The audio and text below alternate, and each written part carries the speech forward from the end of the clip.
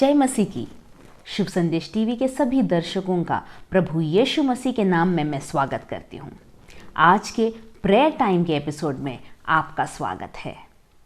पिछले कुछ हफ्तों से हम प्रभु यीशु के द्वारा बांटे गए या बोले गए दृष्टांतों के विषय में हम मनन कर रहे हैं, उसमें से सीख रहे हैं। और आज इसी बात को हम आगे ले जाते हुए मैं आपके साथ एक ऐसा दृष्टांत प्रभु यीशु का बांटना चाहूँगी जो बहुत ही प्रसिद्ध है। संडे स्कूल में इसे सिखाया जाता है, गीत के रूप में इसे गाया जाता है और ये ऐसा एक दृष्टांत है जिसको यीशु ने स्वयं बहुत अच्छे से अपने चेलों को समझाया था। हाँ, मैं उस बीज बोने वाले के दृष्टांत के विषय में बात कर रही हूँ। किंतु इसके पहले कि हम इस दृष्टांत में जाएं, आइए हम प्रभु से प्रार्थना करेंगे कि वो हमें इस वचन को समझने की शक्ति और बुद्धि दे। आइए प्रार्थना करेंगे। प्रेमी पिता परमेश्वर, हम आपकी उपस्थिति में आए हैं, आपके वचन को जानने और समझने में हमें मदद करें प्रभु जी। होने दे ये वचन हमें आत्मिक रीति से बढ़ाने पाएं प्रभु जी। पवित्र आत्मा, आपसे मांगते हैं हर एक सुनने वाले के हृदय को आप अपने नियंत्रण में लें, ताकि जो वचन जाता है वो केवल सुनने वाले नहीं, उसके अनुसार जीने वाले हो सके। आदर महिमा आपको देते हैं यीशु के नाम में, आमीन।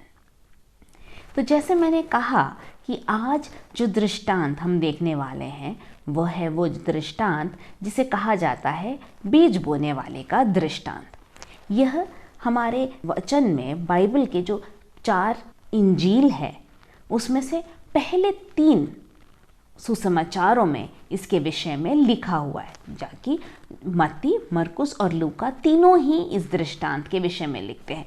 मत्ती में उसके 13वें अध्याय 3 से 23वें पद में लिखा हुआ है। मरकुस में ये उसके 4थे अध्याय 3 पद से 20वें पद में है और लूका में ये 8वें अध्याय में है, 4थे पद से लेके 15वां पद तक। आखिरकार ये दृष्टांत क्या है?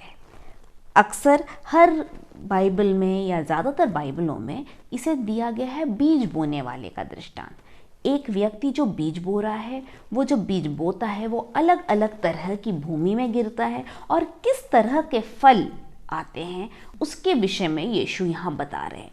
लेकिन कुछ नए जो बाइबल ट्रांसलेशंस हैं उसमें अलग अलग भूमि या अलग अलग मिट्टी का दृष्टांत भी कहा गया है, क्योंकि बीज बोने वाला तो इसमें एक ही था, जो बीज बोया गया था वो एक ही तरह का था, किंतु जो बीज जो फल लाता वो इस पर निर्धारित हुआ कि वो किस तरह की भूमि में वो बीज गिरा। आखिरकार इस दृष्टांत के द्वारा यीशु क्या बता रहे हैं? इस दृष्टांत के 3 अलग अलग मतलब निकल सकते हैं। पहला जो मतलब हम इसमें से निकाल सकते हैं वो यह है कि यदि हम इसके 3 पद को पढ़ें, मैं ये पढ़ना चाहूँगी मत्ती उसका 13वां अध्याय और 3 पद। यहाँ लिखा है, और उसने उनसे दृष्टांतों में बहुत सी बातें कहीं। एक बोने वाला बीज बोने निकला। बोते समय कुछ बीज मार्ग पर के किनारे गिरे और पक्षियों ने आकर उन्हें चुन लिया। तो यहाँ पर जो बोने वाला व्यक्ति है, यहाँ बताया जा रहा है कि वो कोई अपने खेत की खुदाई कर कर उसमें एक निर्धारित स्थान पर एक लाइन में एक सिधाई में कहीं बीज नहीं बो रहा।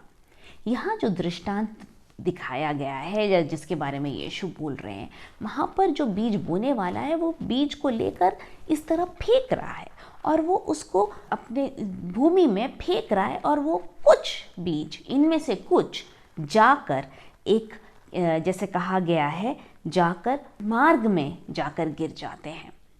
और यहाँ पर ये बताया, तो पहली चीज़ जो मैंने बोला कि 3 अर्थ निकलते हैं इस दृष्टांत में से। पहला जो अर्थ हम समझ सकते हैं कि वो जो बीज बोने वाला है, जो यीशु है, जो अपना वचन बांट रहा है, यीशु ने वचन न केवल कुछ लोगों को मात्र दिया या ऐसे लोगों को दिया जो उसको ग्रहण करेंगे, अच्छी भूमि वाले, किंतु वो सबके लिए खुला है। प्रभु चाहते हैं कि सब उद्धार पाएं। वो चाहते हैं कि हर एक को मौका मिले सच्चे वचन को सुनने का, और इसलिए वो बीज हर तरह की जगह वो उठाकर बीज को बिखेर देता है। और पुराने ज़माने में इस तरह का बीज बोना किया जाता था कि वो पहले जो बीज होते उसको बिखेर देते थे और उसके बाद उस पर हल चलाकर उसको मिट्टी को सही मिलाते थे ताकि ये बीज मिट्टी में दबे। तो यहाँ पर पहला अर्थ है, जो परमेश्वर का वचन है सबके लिए है, वो अच्छे हों या बुरे, परमेश्वर चाहते हैं सब उस वचन को सुने और उनको मौका मिले उसको सुन के उसके अनुसार जीने का। जो दूसरा तात्पर्य यहाँ से निकलता है या जो अर्थ निकलता है वो यह है कि जो वचन हम सुनते हैं वो इस पर निर्धारित है कि हमारा हृदय किस तरह है, हम किस हृदय के साथ परमेश्वर की उपस्थिति में आए हैं। क्या हम उसको सुनने में हमारा मन उसमें लगा है, क्या हम इस इच्छा से बैठे हैं कि हाँ उस वचन को ग्रहण करें, या हमारा ध्यान कहीं और है, हमारा ध्यान वचन में नहीं है। तो दूसरी बात यह है कि अलग अलग जो मिट्टी बताई गई है वो अलग अलग हमारा मन हमने किस तरह रखा है, हमारा ध्यान किस तरह है, या हमारी प्रतिक्रिया किस तरह है वचन के प्रति, उस बात को दिखाती है। और जो तीसरा अर्थ हम इस दृष्टांत में से समझ सकते हैं वो यह है कि परमेश्वर चाहता है कि हम भी एक बीज बोने वाले बने, हमारे जीवन के द्वारा भी हम दूसरों तक इस वचन को ले जाएं और ऐसे बने जो 30 गुना, 60 गुना और 100 गुना फल लाएं, ताकि हम जो वचन सुनते हैं उसको तो सुने और फल लाएं, साथ में इस वचन को दूसरों तक फैलाएं, ताकि इस संसार के हर एक व्यक्ति को मौका मिले उस सच्चे प्रभु यीशु मसीह के विषय में सुनने के लिए जो उनके लिए क्रूस पर मारा गया। तो ये 3 अलग अलग तात्पर्य या अर्थ इस दृष्टांत में से निकाला जा सकता है।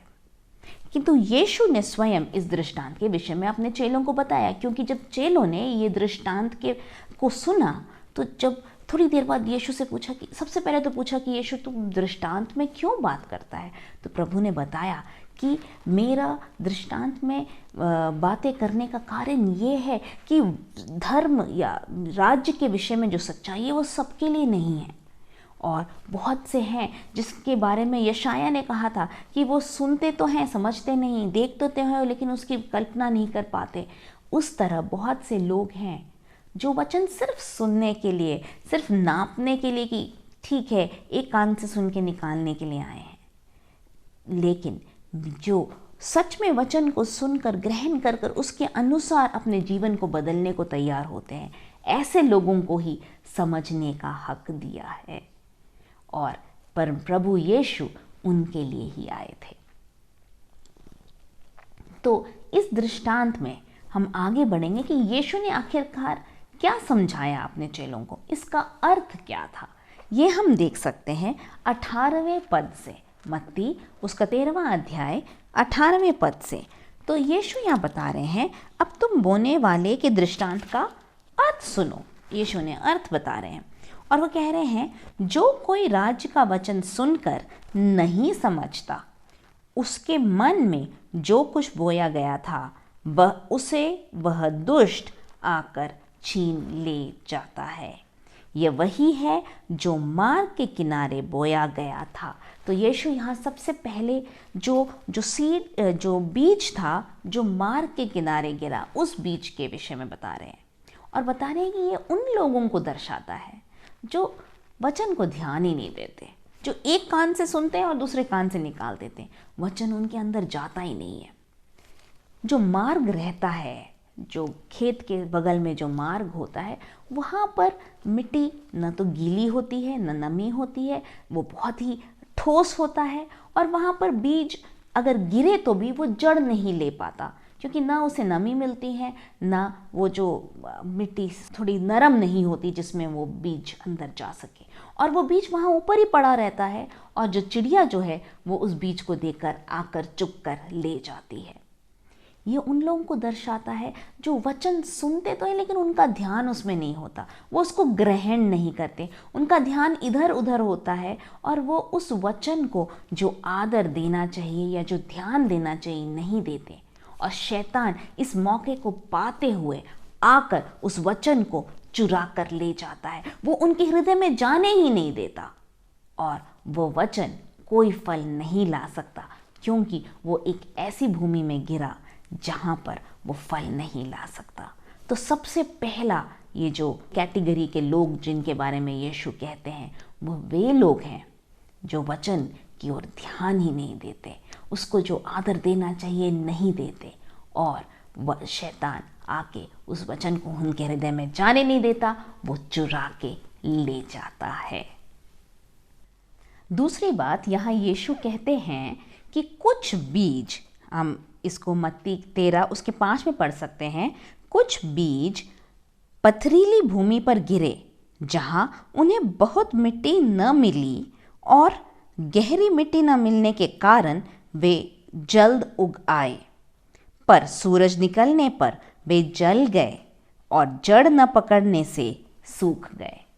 तो यहाँ पर उन बीजों के बारे में लिखा है कि जो उस मिट्टी में गिरते कि जहाँ पत्थर थे उसके बीच में, ये पत्थरों के बीच में थोड़ी थोड़ी मिट्टी थी और अच्छी मिट्टी थी, और क्योंकि ये बीज वहाँ गिरे, थोड़ी सी मिट्टी पाकर वो एकदम से, और समझने की बात है कि वहाँ नमी भी रही होगी और इसलिए थोड़ी सी मिट्टी में भी वो एकदम से अंकुरित हुए और वो बीज उगने लगे। किंतु क्योंकि मिट्टी कम थी, उसकी जड़ ज़्यादा अंदर नहीं गई थी, जब धूप चमकी, यहाँ कहा है जब सूरज निकलने पर वे जल गए और जड़ न पकड़ने से वे सूख गए। तो ये उन लोगों को दिखाता है, यहाँ यीशु स्वयं इनके विषय में बताते हैं जो 20वें पद में, और जो पथरीली भूमि पर बोया गया यह वह हैं जो वचन सुनकर तुरंत आनंद के साथ मान लेता है, पर अपने में जड़ न रखने के कारण वह थोड़े ही दिन का है, और जब वचन के कारण क्लेश या उपद्रव होता है तो तुरंत ठोकर खाता है। तो यहाँ यीशु उनके विषय में बोल रहे हैं जो लोग वचन सुनते तो हैं, पहले तो लोगों ने ध्यान ही नहीं दिया, लेकिन इन्होंने वचन सुना, इन्होंने ध्यान दिया और आनंद के साथ उसको एकदम से ग्रहण किया। कई बार हम जब वचन बांटते हैं तो लोग बोलते बहुत अच्छा वचन था, हमको बहुत अच्छा लगा, हमने निर्णय लिया है कि हम अपने जीवन में इसको अमल में लाएंगे। कई बार जवानों के मीटिंग्स, कैंप्स होते हैं, प्रोग्राम्स होते हैं, कन्वेंशंस होते हैं, वहाँ के वचन को सुनकर बहुत से लोग ऐसे होते हैं जो कहते हैं कि हाँ, हम प्रभु के लिए जिएंगे, वचन के अनुसार जीना चाहते हैं, किंतु जैसे कहा गया जड़ नहीं थी। हम प्रभु में जड़ कैसे पकड़ सकते हैं? जब हम परमेश्वर के वचन का अध्ययन करते हैं, जब हम प्रार्थना में लगते हैं, हम जब संगति करते हैं जो वचन में दृढ़ हैं उन लोगों के साथ, तब हम उसमें और जड़ पकड़ पाते हैं। किंतु ये तो ऐसे मिट्टी में थे जहाँ वो जड़ नहीं पाए।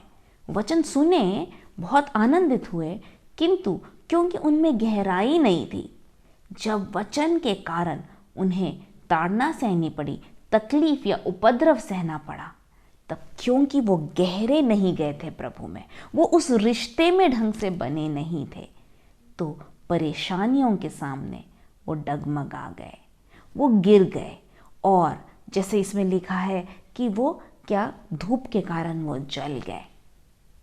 ऐसा ही होता है उन लोगों के साथ जब प्रभु में हम जड़ नहीं पकड़ते। कई बार हम भी ऐसा वचन जो प्रभु में है, वो लोग भी वचन सुनते हैं, हम सुनते हैं वचन और हम सोचते हैं कि हाँ, अब मैं इसके अनुसार जीऊँगा, किंतु जब हम उसमें दृढ़ नहीं होते हैं तो क्या होता है, हम उन निर्णयों में खड़े नहीं हो पाते। उसके लिए हमें प्रभु में जड़ लेना बहुत ज़रूरी है। जड़ गहरी होगी तो वो हर मुसीबत का सामना कर पाएगी। धूप भी आए तो अंदर से उस नमी को ले पाएगी, पानी को ले पाएगा, और वो जड़ के कारण खड़ा रहेगा, वो सूखेगा नहीं, वो जलेगा नहीं। तो दूसरे जो बीज जहाँ गिरा, वो उन लोगों को दर्शाता है जो प्रभु में जड़ नहीं पकड़े, जो वचन सुनकर एकदम से तो उसके लिए आनंदित होते हैं, किंतु मुश्किलों के सामने जब तकलीफ आती है, जब मुश्किलें आती हैं, तो वो हार मान जाते हैं और वो पीछे हट जाते हैं। तीसरी बात यहाँ पर यीशु कह रहे हैं कि कुछ बीज वो झाड़ियों में गिरे और झाड़ियों ने बढ़कर उन्हें दबा डाला। अब यह उन लोगों को दिखाता है, यीशु स्वयं इनके विषय में कहते हैं।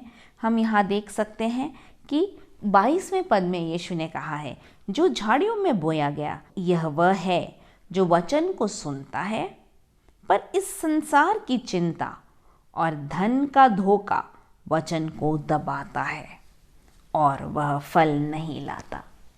जब ये बोने वाला बीज बो रहा है तो उसके मन में एक ही इच्छा है, वो एक ही बात चाहता है कि ये फल लाए और बहुत आयत का फल लाए। किंतु कुछ अब जो बीज हैं वो गिरे उस भूमि में जहाँ बहुत सी झाड़ियाँ थी।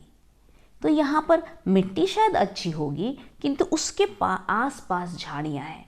और जब ये फल अंकुरित होने लगता है, जो बीज अंकुरित होने लगता है तो उसके और बढ़ने लगता है, तो उसके आसपास की झाड़ियाँ क्या करती हैं, इसको दबा देती हैं। और ये उनको दिखाता है जो वचन को ग्रहण तो करते हैं, जो वचन को सुनते हैं, पर सांसारिकता उनको खींच लेती है। धन का मोह या धोखा उनको खींच लेता है। जब हमारे जो प्राथमिकताएं हैं वो सही नहीं होती, तब हम वचन में बढ़ नहीं सकते और फलवंत नहीं हो सकते। जब हम दुनियादारी या इस सांसारिकता को और प्रभु के वचन को साथ में लेके चलने की कोशिश करते हैं, तब हम फलवंत नहीं होते, क्योंकि प्रभु चाहते हैं कि हम उसमें बड़े रहें। जहाँ प्रभु का वास है वहाँ सांसारिकता दूर हो जाती है। वचन कहता है, यदि कोई मुझ में है तो वो एक नई सृष्टि है, पुरानी बातें बीत गई।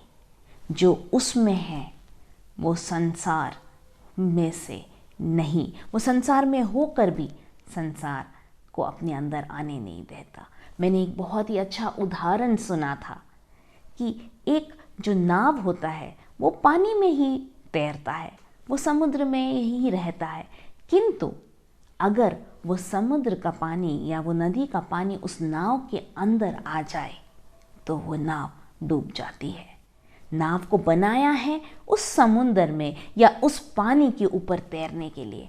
उसी तरह हमें परमेश्वर ने रखा है कि हम इस संसार में जिएं, हम इस संसार में ही हमें जीना है।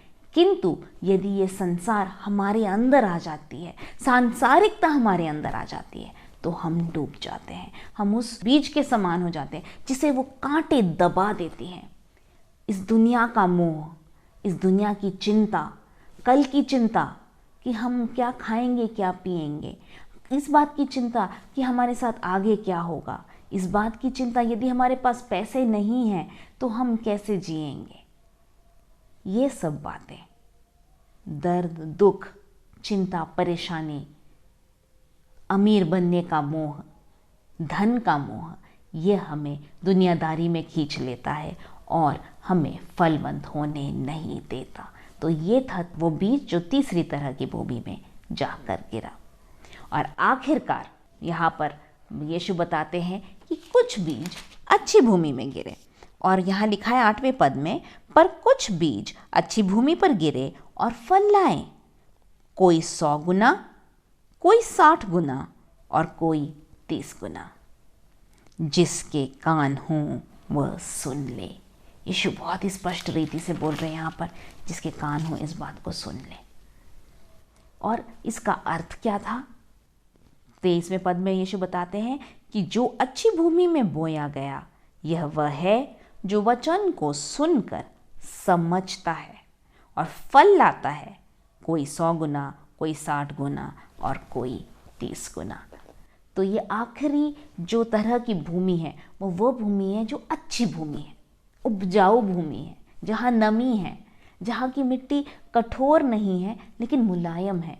और बीज जब यहाँ गिरता है तो वो न केवल उधर अंकुरित होता है लेकिन उसका जड़ अंदर जाता है और वो न केवल बढ़ता है किंतु फल भी लाता है। ये वही लोग हैं जो वचन को बहुत ध्यान से सुनते हैं, न केवल सुनते हैं, समझते हैं और अपने जीवन में अमल लाते हैं। वो वचन में और बढ़ते हैं। हम जड़ कैसे पकड़ सकते हैं? मैंने जैसे कहा कि जब हम वचन को पढ़ते हैं, उसको उस पर मनन करते हैं, जब हम प्रार्थना में लगे रहते हैं, जब हम संगति करते हैं, हम लोगों से और सीखते हैं, तब हम वचन में और बढ़ सकते हैं। उसी तरह नींव, हमारी जो जड़ें, उसमें और दृढ़ होती हैं। और जैसे हम जानते हैं, यदि हम उसमें बने रहें, हम यूहन्ना 15 में हमने देखा कि यीशु ने कहा था कि सच्ची दाखलता मैं हूँ और मेरा पिता किसान है, जो मुझ में बना रहे और मैं उसमें बना रहा हूँ तो वो बहुत आयत का फल लाएगा। वो जो बीज बोने वाला व्यक्ति है, उसका एक ही मकसद है कि वो बीज फलवंत हो, वो बीज गिरे, वो अंकुरित हो, वो पौधा बने और आखिरकार फल लाए। और ये बताता है कि कुछ बीज ऐसे हैं जो अच्छी भूमि में गिरे और वो बहुत आयत का फल लाए।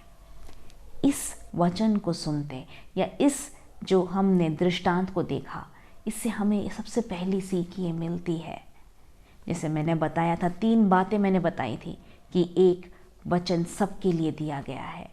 जैसे लूका के 5 में यीशु ने कहा था कि मैं सिर्फ भले चंगों को तो वैद्य की ज़रूरत नहीं है, और मैं इसलिए आया कि जो पाप में है उनको बचाऊं।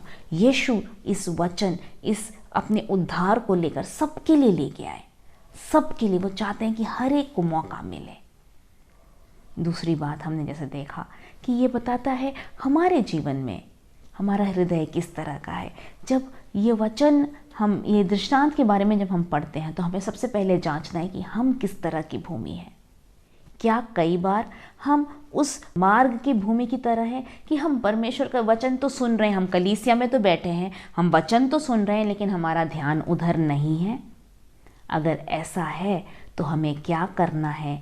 हमें अपने आप को समर्पित करना है परमेश्वर के वचन के सामने कि हाँ प्रभु, आप हमसे बातचीत करें।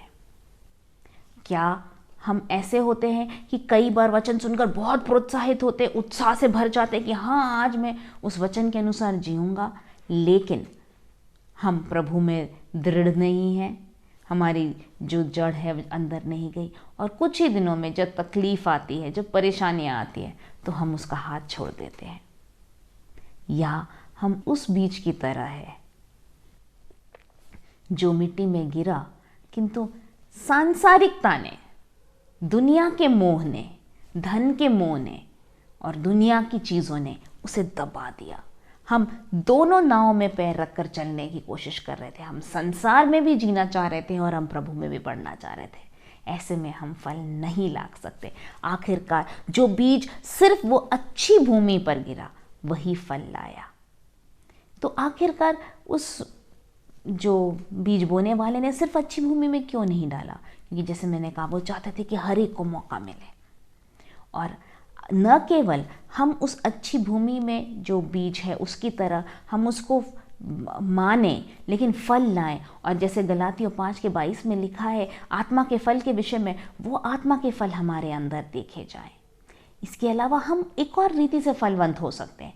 हम जब इस वचन को दूसरों तक पहुंचाते हैं, तब हम वो जब वचन को ग्रहण करते हैं तो वो फल के रूप में होते हैं।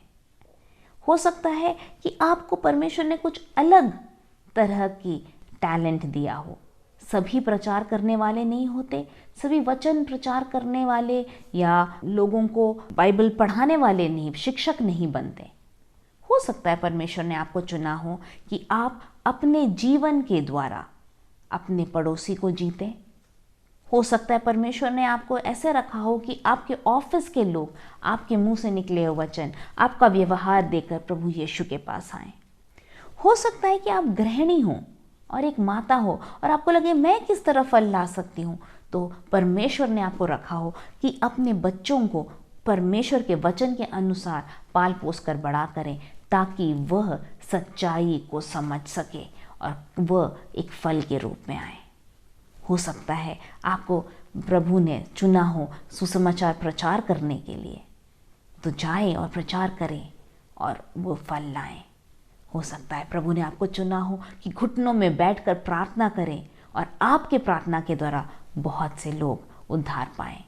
जहाँ कहीं परमेश्वर ने हमें रखा है, क्या हम फलवंत हो रहे हैं? क्या हम वो बीज जो अच्छी भूमि में गिरा उसकी तरह बन रहे हैं? क्या हम वचन सिर्फ सुनने वाले नहीं, लेकिन वचन के अनुसार जीने वाले बन रहे हैं? यदि हम वो करते हैं तो परमेश्वर हमारे जीवनों से आदर पाएगा, महिमा पाएगा, और हम उस बीज के समान बनेंगे जो अच्छी भूमि में गिरा, जो 100 गुना, 60 गुना और 30 गुना फल लाए। हमारी हृदय परिस्थिति कैसी है? हम उसके वचन के सामने कैसे आते हैं? आइए, ये समय है कि हम जांचें। यदि आपकी इच्छा है वो अच्छी भूमि बनने की, तो परमेश्वर आपको ज़रूर इस्तेमाल करेगा। आइए हम प्रार्थना करेंगे। प्रेमी पिता परमेश्वर, हर एक जो आज वचन को सुन रहे, मैं उनको आपके चरणों में लाती हूँ। जो वचन सुना वो उस वचन बीज की तरह होने पाए जो अच्छी भूमि पर गिरे। इनके हृदयों को तैयार कर, ताकि वह वचन को न केवल सुनने वाले लेकिन उसके अनुसार जीने वाले बने और दूसरों तक आपका वचन पहुंचाने वाले बने। प्रभु जी, इनके जीवन में जो भी ज़रूरतें हैं, आर्थिक, शारीरिक, मानसिक, चंगाई, छुटकारा, हर एक चीज़ प्रभु आप अपने वचन के अनुसार उनके जीवन में पूरा करें। धन्यवाद आपकी उपस्थिति के लिए, धन्यवाद हमसे बातचीत करने के लिए। इस विनती को यीशु आपके सामर्थ्य नाम में मांगती हूँ, सुनिए और ग्रहण करिए। आमीन और आमीन। प्रभु यीशु आपको आशीषित करे, वचन में बने रहें, दृढ़ रहें और बहुतायत से फलवंत होए। जय मसीह की।